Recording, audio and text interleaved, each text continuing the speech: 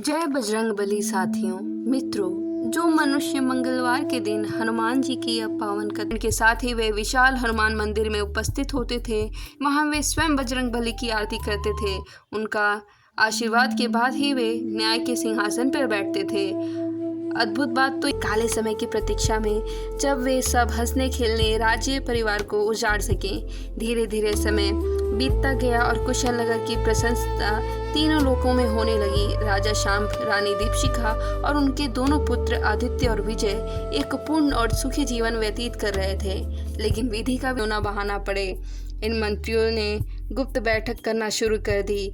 वे जानते थे कि जब तक राजकुमार आदित्य और राजकुमार विजय जीवित हैं, प्रजा कभी किसी को राजा के रूप में जैसी दिख रही थी और उनकी कुटिया में अपने बच्चे के साथ बैठी थी।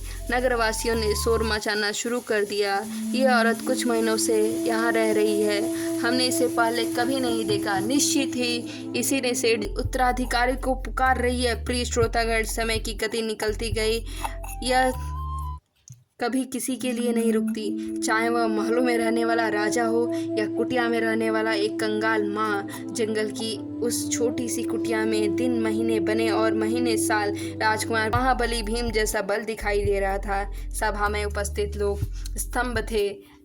उन्हें ऐसा लग रहा था मानो स्वयं हनुमान जी अदृश्य रूप में विजय की रक्षा कर रहे हों और उनकी गदा का तूने दफन समझा था, वह तो किसी के प्रार्थनाओं का फल बनकर कहीं और फल फूल रहा है।